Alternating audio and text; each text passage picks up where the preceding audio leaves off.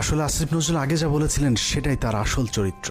এখন তিনি যা করছেন সেটা তার অভিনয়। উপরে উপরে নিজেকে আওয়ামী এবং ভারত বিরোধী প্রমাণের জন্য রক্ত গরম করার কথা বললেও আসিফ নজরুল আসলে একজন ভারতীয় জ্বর, এবং তিনি যা কিছু করেন সবকিছু ভারতীয় থিঙ্ক ট্যাঙ্ক, ডেইলি স্টার এবং প্রথম আলোর অফিস থেকেই করানো হয়।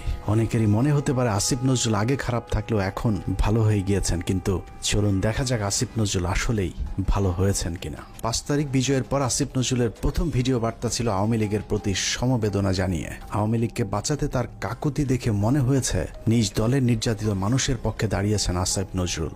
অথচ তার কয়েক ঘন্টা আগেও প্রায় 2000 মানুষকে নির্মমভাবে হত্যা করেছে এই আওয়ামী লীগেরই সন্ত্রাসীরা। আসিফ নজরুল সেই উপদেষ্টা যার কার্যালয় থেকে শেখ মুজিবের ছবি নামাতে সবচেয়ে বেশি সময় লেগেছে। আসিফ নজরুলের বাসায় প্রায় 2 মাস পালিয়েছিলেন সামন্তলাল সেন, যিনি জ্বালাও পোড়াও নাটকের মূল হোতা। আসিফ নজরুল তার চাচা শ্বশুর জাফর ইকবালকে আটক না করে দেশ থেকে পালিয়ে যেতে সুযোগ করে দিয়েছেন। অথচ 5 তারিখের 1 সপ্তাহ আগে যিনি আন্দোলনকারী ছাত্রদেরকে পাকিস্তানি রাজাকার বলে সরকারকে ছাত্র হত্যায় উস্কে দিয়েছিলেন। আসিফ নজরুল খুনের মামলার আসামি আনোয়ার হোসেন মঞ্জুকে পুলিশ আটক করার 1 ঘন্টার মাথায় ছেড়ে দিতে বাধ্য করেছিলেন। এই ঘটনায় আসিফ নজরুল তার এক সাংবাদিক বন্ধুর মাধ্যমে 5 কোটি টাকা নগদ ঘুষ নিয়েছিলেন। ঘটনাটি তদন্ত করলেই বেরিয়ে আসবে আসিফ নজরুলের তদবিরে আনোয়ার হোসেন মঞ্জু ছাড়া পেয়েছিলেন কিনা।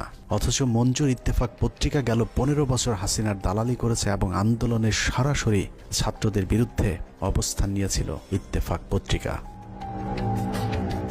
আসিফ নজরুল সেই উপদেষ্টা যার ইশারায় সাবের হোসেন চৌধুরী সহ একের পর এক আওয়ামী লীগের হত্যা মামলার আসামিরা জামিনে ছাড়া পাচ্ছেন। সূত্র জানিয়েছে প্রতিটি জামিনে আসিফ নজরুল মোটা অঙ্কের টাকা নিচ্ছেন। সবশেষ ঝিনাইদহের বিচারক জামিন দিতে না চাইলে তাকে ছুটিতে পাঠানোর ভয় দেখিয়ে ঝিনাইদহের আওয়ামী লীগের সাবেক এমপিকে জামিন দিতে বাধ্য করেন আসিফ নজরুল। আসিফ নজরুলের চাপে বিভিন্ন থানায় মামলা নিতে গড়িমসি করছে পুলিশ, কারণ আসিফ নজরুল গণহারে আসামিদের বিরুদ্ধে মামলা না দেওয়ার জন্য আওয়ামী লীগের পক্ষে দাঁড়িয়েছিলেন। তার দাবি শত শত মানুষের বিরুদ্ধে মামলা দেয়া যাবে না। অথচ আন্দোলনের সময় আওয়ামী লীগের হাজার হাজার সন্ত্রাসীরা ছাত্র হত্যায় অংশ নিয়েছিল, অথচ আসিফ নজরুল গণহারে মামলার বিপক্ষে। এরই মধ্যে যেসব হত্যা মামলা হয়েছে তার অধিকাংশ আসামিকে ধরার কোনো তৎপরতা নেই। প্রায় সবখানে আওয়ামী লীগের লোকজন যেভাবে বুক ফুলিয়ে ঘুরে বেড়াচ্ছে তাতে মনে হচ্ছে এ যেন দেখার কেউ নেই। 15ই আগস্ট জাতীয় দিবস বাতিল করা হয়েছিল, সেই রায় স্থগিত করা হয়েছে আসিফ নজরুলের নির্দেশে। সবচেয়ে ভয়ঙ্কর বিষয় হলো যে ছাত্রদের প্রতিনিধি হিসাবে আসিফ নজরুল উপদেষ্টার পদ বাগিয়ে নিয়েছেন। সেই ছাত্রদের কতজন জুলাই হত্যাকাণ্ডে নিহত হয়েছিলেন তাদের সংখ্যাও এখন পর্যন্ত সঠিকভাবে গণনা করা হয়নি। যারা আহত হয়েছিল তাদেরও খোঁজ নিচ্ছে না সরকার। উন্নত চিকিৎসার অভাবে আহত অনেকে মৃত্যুর দিকে এগিয়ে যাচ্ছে, অথচ আগস্টেই বলা হয়েছিল তাদেরকে উন্নত চিকিৎসার জন্য বিদেশে পাঠানো